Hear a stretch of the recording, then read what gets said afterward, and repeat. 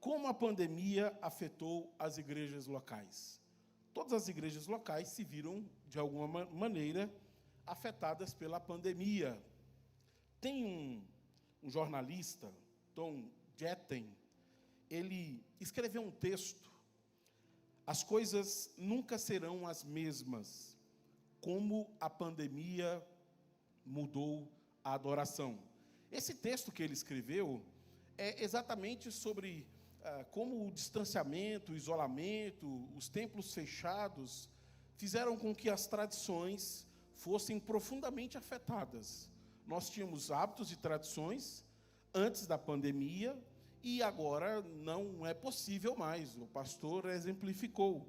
Antes da pandemia, nós tínhamos o prazer de abraçar os visitantes e demonstrar como é bom tê-los conosco. Pós-pandemia, nós não podemos mais fazer isso por uma questão de segurança. E esse texto que ele escreveu é a partir de uma entrevista que ele fez com 400 pessoas acerca dessa questão. Então, foi perguntado para 400 pessoas como a pandemia afetava a vida religiosa delas, e as impressões dessas pessoas estão presentes nesse texto. É claro que as igrejas foram fechadas e precisou se reinventar-se para se ajustar a este novo momento. Nós precisamos entender isso. Só que não houve apenas efeitos negativos da pandemia. Ele começa o seu texto destacando aí 2 efeitos positivos que a pandemia causou para as igrejas. O primeiro deles, eu queria destacar para vocês, está aí numa citação que eu queria ler, a citação de alguém que participou da entrevista. A pessoa conseguiu identificar que a partir da pandemia, ele precisou dar mais atenção aos membros. Os pastores precisaram manter um contato mais específico e não generalizado. Porque aqui nós temos um contato geral, mas a partir da pandemia, do isolamento, foi necessário que este contato se tornasse individual.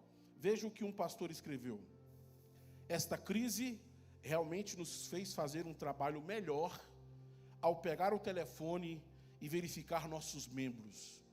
Isso me fez reorientar para me conectar individualmente com as pessoas.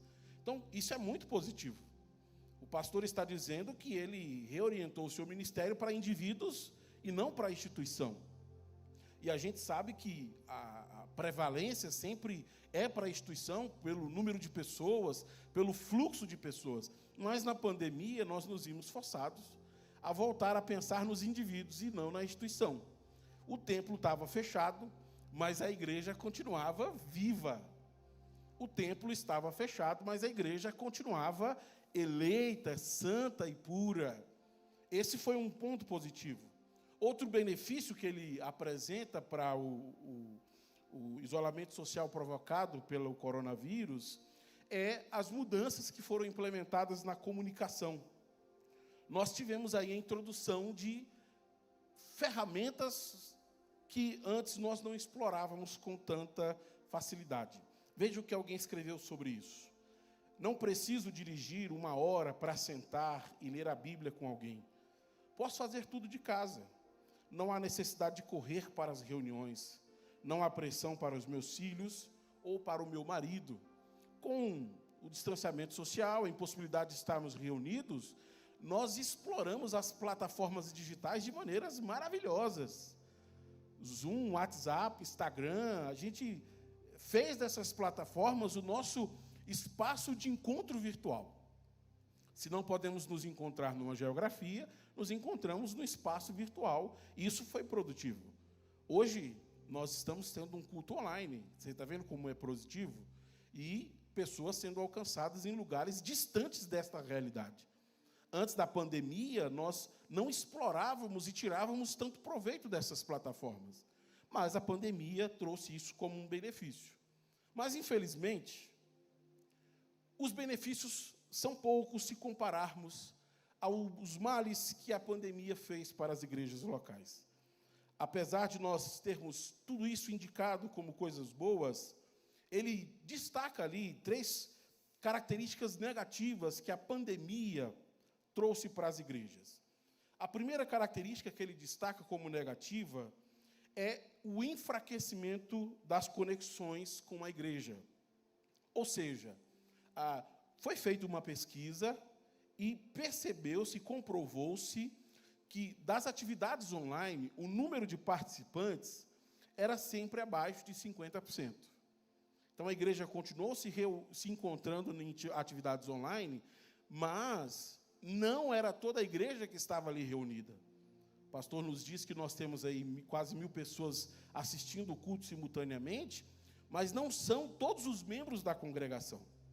Aquelas pessoas que não tinham vínculos profundos com a igreja, que não se envolviam com as atividades, elas acabaram se desconectando completamente. Veja o relato de alguém que apresenta isso para a gente. Ele diz assim: eu ia regularmente à igreja de qualquer maneira, então isso realmente não mudou nada, mas agora me sinto menos culpado por não ir. Primeiro problema que o isolamento social, esse distanciamento, o fechamento dos templos produziu é que as conexões com algumas pessoas se perderam. São pessoas que nós não vimos mais nos ambientes virtuais, que nós não vemos mais no culto presencial e dificilmente veremos após a normalização de todos esses fatos. Porque eram vínculos fracos que se perderam. E esse é um problema, porque antes do fechamento do templo local, essas pessoas estavam fracas, mas estavam aqui. Agora elas não estão mais, elas não se sentem mais desconfortáveis de não virem, pelo menos no culto da ceia, ou pelo menos uma vez ao mês.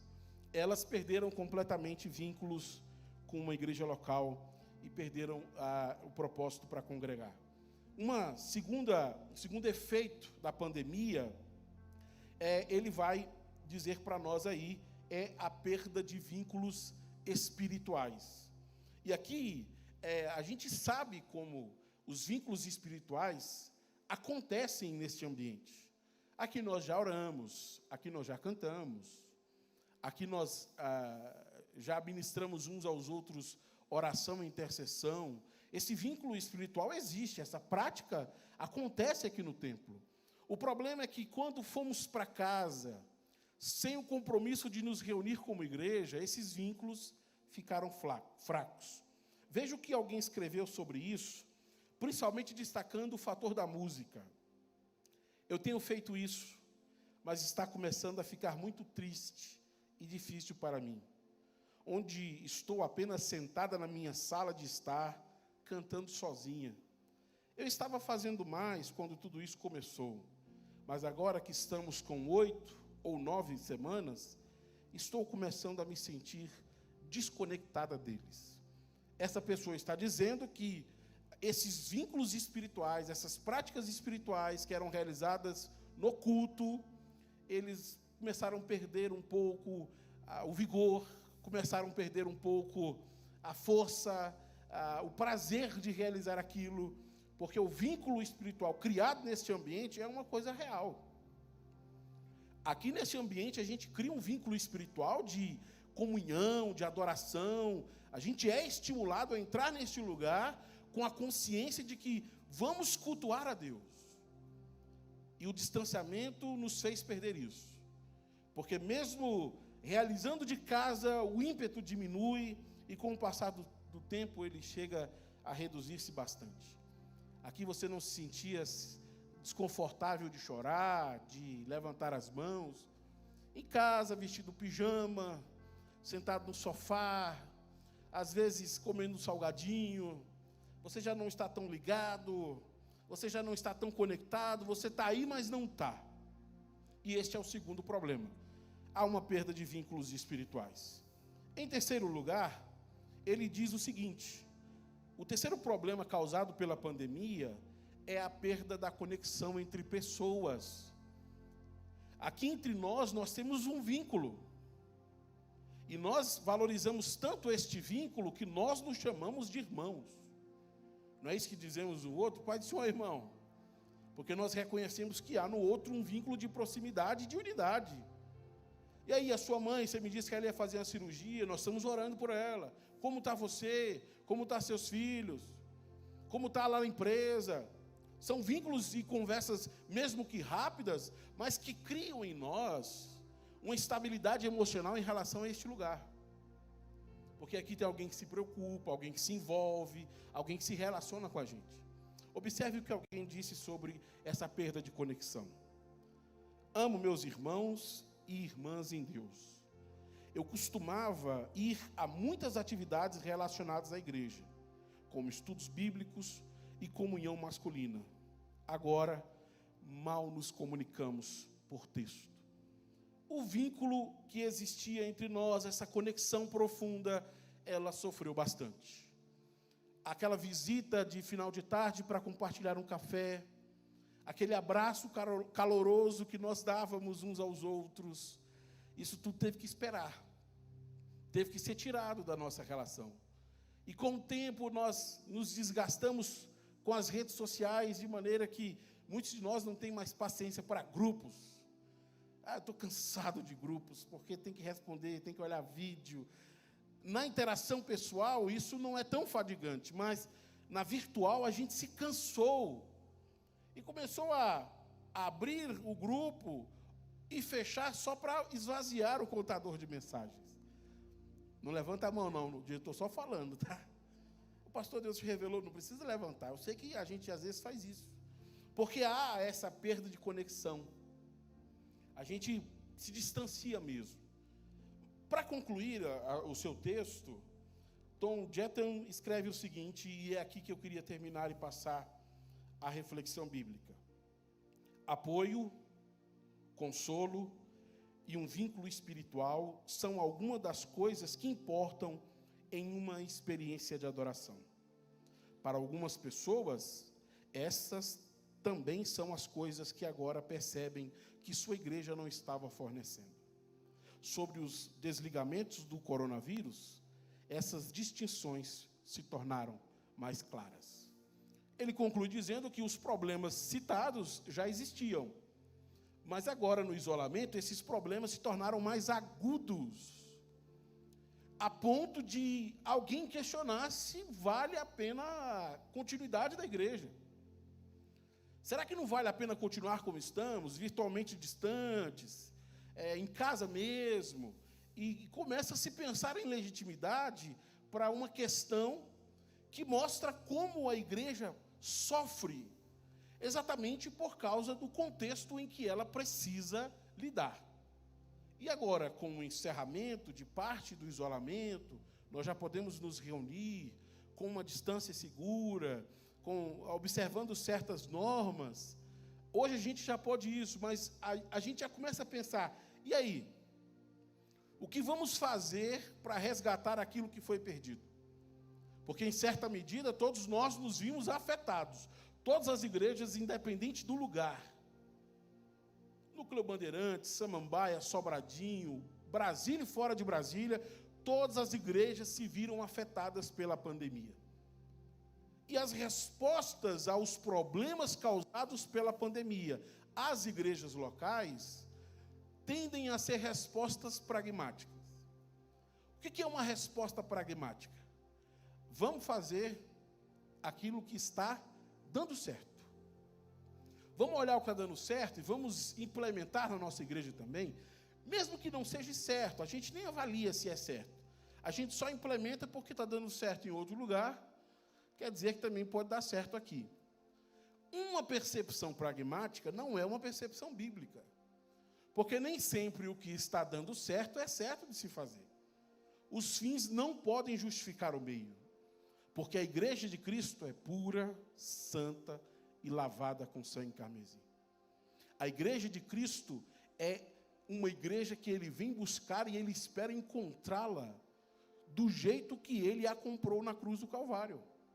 Então, as respostas que nós precisamos dar, a maneira como a epidemia afetou as nossas igrejas, tem que ser uma resposta que se fundamenta na Bíblia. Por isso eu queria rapidamente passar para vocês 3 fundamentos que são essenciais para nós pensarmos Como enfrentar os problemas deixados pela pandemia? Como a igreja continuará avançando e crescendo, apesar do cenário do qual ela está passando? O texto que nós vamos refletir, 1 Coríntios capítulo 3. Eu digo que este é o texto áureo do crescimento da igreja. Se você for ler quase todos os livros que falam sobre o crescimento da igreja, tem alguma coisa que se baseia e se fundamenta nesse texto. Porque esse texto traz fundamentos básicos e essenciais para pensar em como a igreja tem que crescer. E é isso que nós queremos. Nós queremos continuar vendo a igreja crescer. Queremos continuar vendo a igreja triunfante em sua missão. Nós exploraremos as plataformas digitais porque foram ganhos. Mas nós não queremos que os prejuízos da pandemia afetem a geração de cristãos da nossa igreja. Vamos olhar a resposta?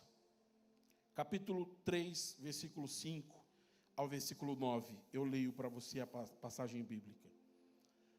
Afinal, quem é Paulo? Quem é Apolo? Somos apenas servos de Deus, por meio dos quais vocês vieram a crer. Cada um de nós fez o trabalho do qual o Senhor nos encarregou. Eu plantei, Apolo regou, mas quem fez crescer foi Deus. Não importa quem planta ou quem rega, mas sim Deus que faz crescer. Quem planta e quem rega trabalham para o mesmo fim, e ambos serão recompensados por seu árduo trabalho. Pois somos colaboradores de Deus, e vocês são lavoura de Deus e edifício de Deus. Texto maravilhoso, né? Esse texto vai responder 3 perguntas para nós acerca de como lidaremos com a pandemia e os seus efeitos. Primeira pergunta: quem dá o crescimento da igreja? Segunda pergunta: por que Deus colocou líderes espirituais dentro da igreja? Terceira pergunta: esses homens trabalham para quê? E essas 3 perguntas são essenciais, porque vão nos revelar como a nossa igreja vai sair dessa situação maior do que ela entrou. Eu vou repetir, porque isso merecia pelo menos uma reação sua, nem que seja um sorriso. Como esse texto nos revela que a nossa igreja vai sair dessa situação maior do que ela entrou. Ela precisa sair maior. E a primeira coisa que nós descobrimos é que quem faz a igreja crescer é Deus. Versículo de número 6 e 7. Eu plantei e Apolo regou, mas quem fez crescer? Mas quem fez crescer? Mas quem fez crescer?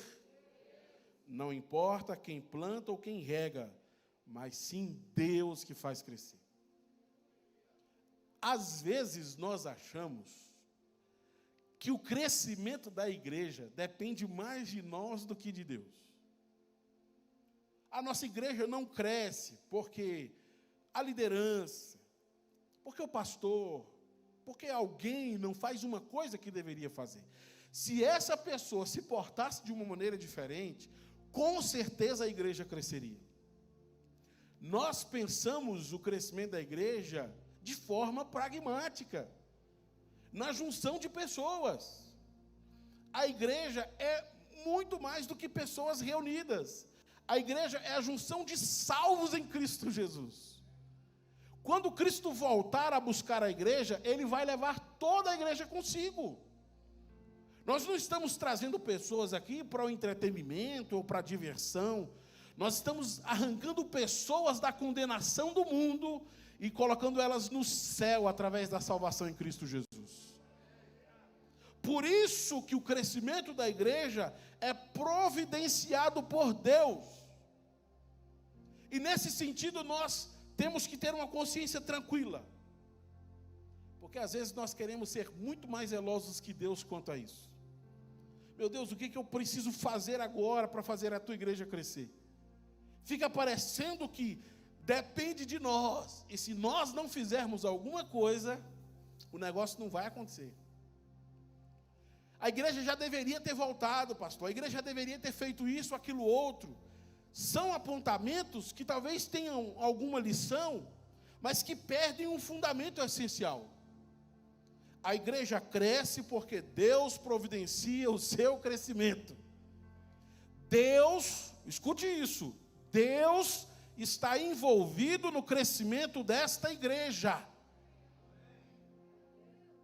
Não somos apenas nós, Deus é quem fará e faz esta igreja crescer.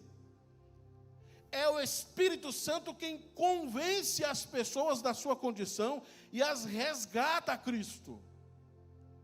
Este primeiro fundamento é essencial. Precisamos lidar com os problemas da pandemia? Precisamos. Mas Deus já está cuidando da igreja antes da gente pensar nisso. Antes de eu fazer esses apontamentos a você, Deus já estava cuidando da sua igreja, porque Ele está fazendo ela crescer. Mesmo em contextos inóspitos, Ele está fazendo a sua igreja crescer. Segundo, a primeira pergunta que eu fiz é: quem dá o crescimento? Deus. Como os líderes da igreja são chamados por Deus nesse contexto? Observe comigo o versículo 9. Pois nós somos colaboradores de Deus, e vocês são lavoura de Deus e edifício de Deus. Primeiro fundamento para o crescimento da igreja: Deus fará a sua igreja crescer. Segundo fundamento para o crescimento da igreja: através de nossas vidas. Responde uma pergunta para mim: quem você acha que Deus vai usar para fazer a igreja crescer? Eu. Quem você acha que Deus vai usar para fazer a igreja crescer? Ixi. Você é de casa, quem você acha que Deus vai usar para fazer a igreja crescer? Eu não vi você de casa não, viu? Deus está vendo, é para você falar. Nós somos colaboradores de Deus. Isso é maravilhoso, porque Deus decidiu edificar a sua igreja, Ele decidiu salvar a sua igreja, e Ele também escolheu a forma como esta igreja é edificada. Ela é edificada, ela cresce através de nós que somos os seus colaboradores. Então, no crescimento que a igreja precisa encontrar, nós seremos as ferramentas de Deus para isso. A resposta de Deus para o crescimento desta igreja estava aqui, você não sabia disso. Pastor, acho que o crescimento está numa coisa que a gente vai trazer lá de fora, um negócio extraordinário. É você que Deus vai usar. Através da instrumentalidade da sua vida, é que pessoas serão agregadas a Cristo neste lugar. Instrumentos de Deus para um tempo novo desta igreja. Instrumento de Deus para o crescimento da igreja na pandemia. Somos nós. Nós somos instrumentos de Deus para este tempo. A primeira pergunta: quem dá o crescimento da igreja? Segunda pergunta: como os líderes da igreja são chamados nesse contexto? Terceira pergunta: com base nesse versículo 8 que nós vamos ler agora, para que trabalham esses colaboradores? Para que nós trabalhamos? Olha o versículo 8. Quem planta e quem rega trabalham para o mesmo fim, e ambos serão recompensados pelo seu árduo trabalho. Isso é importante de nós entendermos, porque apesar de nós gostarmos de hierarquias, e da gente colocar hierarquias para tudo que a igreja tem, tudo que está sendo feito por nós, está sendo feito com o propósito de fazer a igreja crescer. Você tem noção disso? Você tem noção de que você está fazendo parte de um projeto de Deus de salvar o mundo pelo amor de Cristo? Você tem noção que isso é maior do que você? Eu estava lendo isso do presidente Kennedy, né? Ele foi fazer uma visita lá na NASA e ele se encontrou com alguém da limpeza e perguntou se o que aquela pessoa fazia ali dentro do organograma, né, da NASA. E o homem da limpeza respondeu: eu estou enviando o astronauta para a Lua. O cara da limpeza disse isso. Mas ele não estava enviando de forma literal. O seu trabalho acrescentava ao trabalho da equipe. De maneira que o produto final era que todo mundo estava cumprindo o mesmo propósito. E nós precisamos entender que todo o trabalho que nós realizamos é um trabalho para o crescimento. Quando você se reúne com o seu pequeno grupo no Zoom, quando você liga para a pessoa do pequeno grupo perguntando como ela está, são atitudes que nós estamos tomando por sermos parte do que Deus está fazendo. Isso é importante estar na nossa compreensão. O crescimento de Deus para esta igreja não depende de uma pessoa. Depende de Deus, através de todos nós, que somos seus colaboradores. O que você faz é valioso demais. Talvez você pense: mas eu só compartilhei um link da internet. Eu só fiz uma ligação telefônica. Isso não é desmerecido do jeito que você pensa. Isso que fazemos é muito valioso, porque fazemos para o crescimento da igreja. Jesus, eu estou mandando este link para os meus amigos, porque eu quero e desejo que eles tenham um encontro contigo. Jesus, eu estou ligando para essas pessoas, porque eu entendo que elas fazem parte da sua igreja e o Senhor não desistiu delas. Tenha a perspectiva correta em relação ao seu envolvimento com a sua igreja. Você é parte daquilo que Deus está fazendo neste lugar. Envolva-se. Permita-se estar em todas as áreas possíveis que lhe cabem, envolvidos com a igreja. E nós não precisamos, irmãos, burlar as leis para poder fazer a igreja crescer. Pastor, a igreja não vai crescer enquanto nós mantermos o isolamento. A igreja não vai crescer enquanto usarmos máscara. Isso é mentira. O crescimento da igreja não depende de nada disso. O crescimento da igreja depende de Deus e Ele está envolvido nisso. E Ele está chamando que nós façamos parte como colaboradores, para que este trabalho avance ainda mais. Essas barreiras somos nós que colocamos. Somos nós que precisamos do templo local. Somos nós que precisamos da liturgia. Somos nós que precisamos dessa estrutura. Para o que Deus está fazendo, Ele não precisa de nada. Ele é poderoso para fazer o que quiser. Mas Ele decidiu usar você para fazer a igreja dele crescer. Com isso, eu concluo com uma afirmação importante e dela você tem que tirar muito proveito.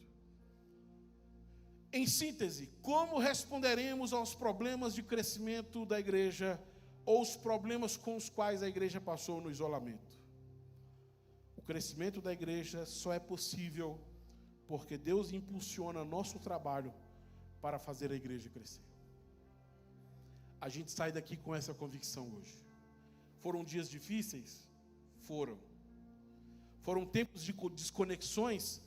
Foram. Muitos de nós choramos de saudade dos irmãos. Que saudade de abraçar você. Que saudade de visitar você. Mas esses obstáculos que estão diante da igreja não podem impedi-la de cumprir a sua missão. O poder de Deus continuará manifestado no meio da igreja para que ela faça isso. Deus está envolvido no crescimento da igreja e isso para nós já é suficiente. Eu queria encerrar orando por você, sentado como você está. Feche os seus olhos e curve a sua cabeça neste momento. É você que Deus vai usar neste tempo novo. Nada será como antes. Não viveremos dias anteriores a este. O cenário mudou. O cenário político, o cenário econômico. Os dias são outros. mas o nosso Deus continua o mesmo. E Ele continua, através da sua igreja, cumprindo os seus propósitos. E Ele está te chamando para fazer parte deste propósito que Ele já está executando no Núcleo Bandeirante, que Ele já está executando em Brasília. Senhor, eu oro por cada pessoa que me ouve esta noite. Nós entendemos, Senhor, que a Tua palavra nos dá fundamentos sólidos, e é nesses fundamentos sólidos que nós acreditamos. Acreditamos que a Tua palavra é a verdade. Nós cremos nesta verdade. Ajuda-nos, ó Deus, a manter firme a nossa fé. Ajuda-nos, ó Deus, a lidarmos com estes obstáculos que se apresentam diante de cada igreja local. Diante desta igreja local, Senhor. Nós precisamos da Tua ajuda para conseguirmos cumprir fielmente esta missão que o Senhor nos deu. Ajuda-nos a ser igreja. Ajuda-nos, ó Deus, a cumprirmos a missão de tornar o Teu amor conhecido. Eu oro por cada pessoa que me ouve, Senhor, e peço essa intervenção divina sobre nós para este tempo. Para a honra e para a glória do Teu nome é que eu te peço isso. E faço em nome de Jesus. Amém.